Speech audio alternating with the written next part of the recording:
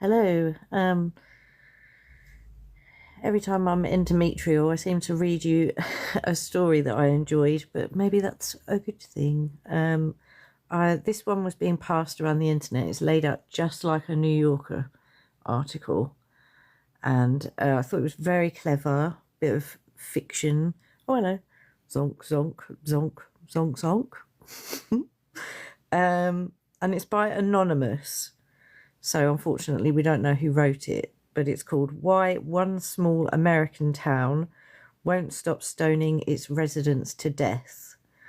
And it focuses on the main lottery drawer in Shirley Jackson's The Lottery. It's very clever. By Isaac Chotiner, which is not the name of the actual person, I'm guessing.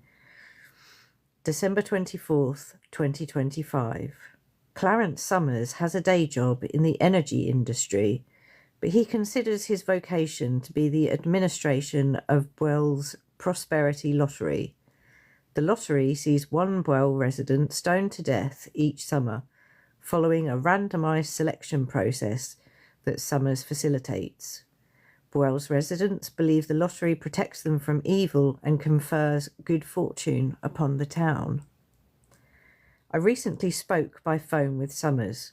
During our conversation, which has been edited for length and clarity, we discussed why he thinks the lottery is justified, evolving attitudes towards stoning, and what protections the state owes to children.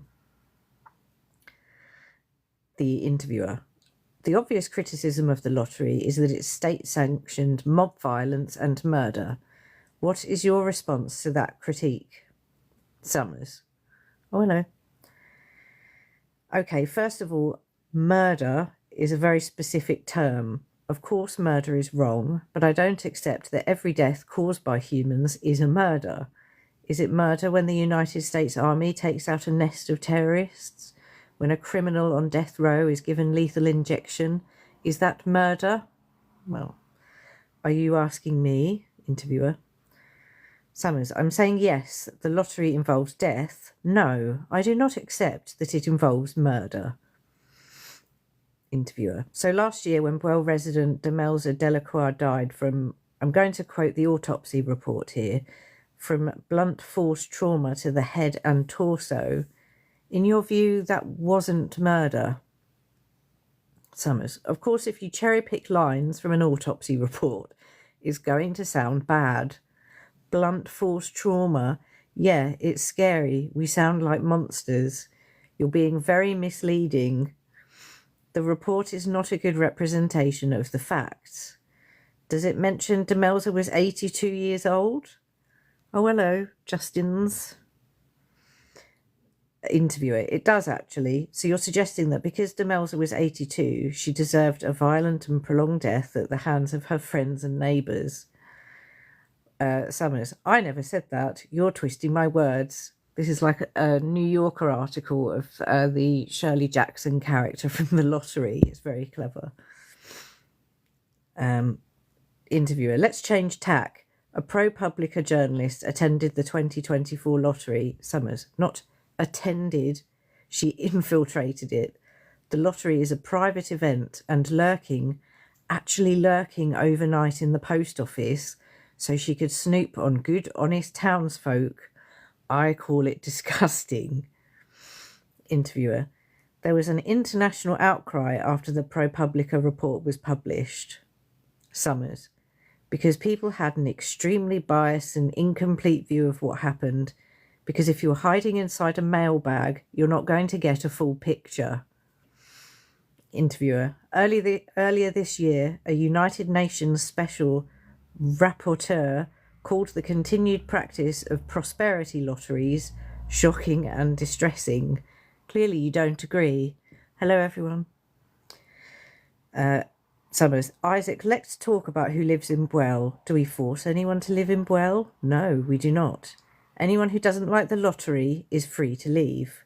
Staying in Buell is a choice people make because Buell is a great place to live. And I would argue that a big part of the reason it's a great place is the lottery.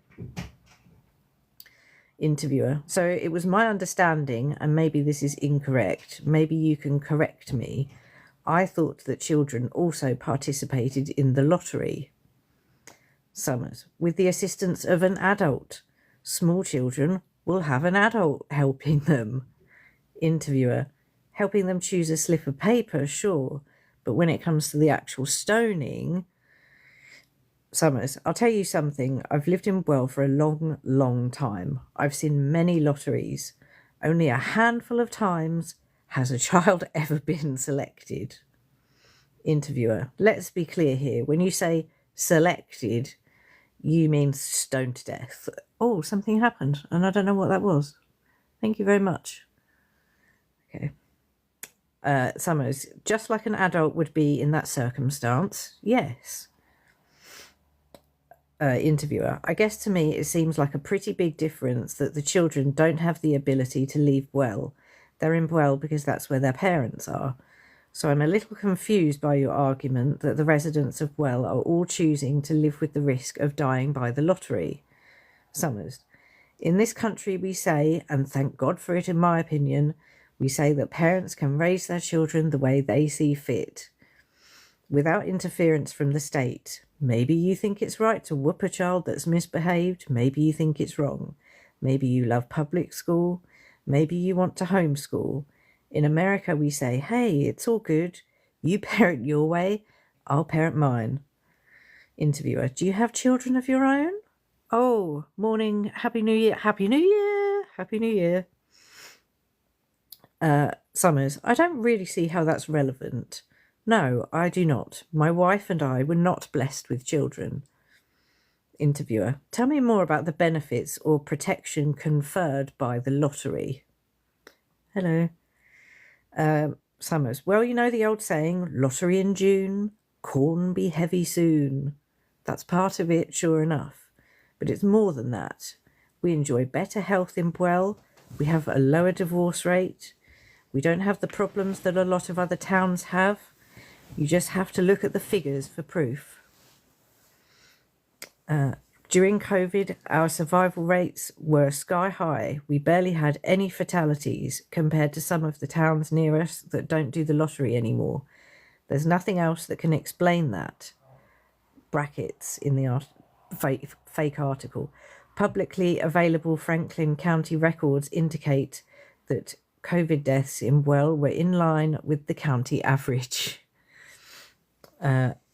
Interviewer: Well is one of the last remaining towns in the US still conducting a prosperity lottery. Activists are lobbying Congress to outlaw the lottery entirely. What do you see as the future of the lottery in Well? Oh, thanks. Thank you very much.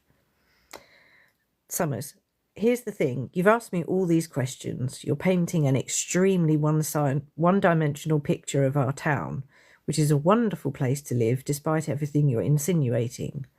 Ask me about all the other things I do for Well, okay? I coordinate an incredible Halloween costume parade every year. We have a club for teenagers, keeps them out of trouble, off drugs. Who do you think founded that? I'm a very civic-minded man, and I help out with the lottery because I care about my neighbours and I want us all to prosper. They can pass whatever the heck kind of law they want down in Washington. I don't really care about all that. Interviewer: you're suggesting that even if the lottery is outlawed, it will continue in Well. Summers: why don't you just worry about yourself, Isaac? Interviewer: let's take a step back. Summers: I'm done. This conversation is done.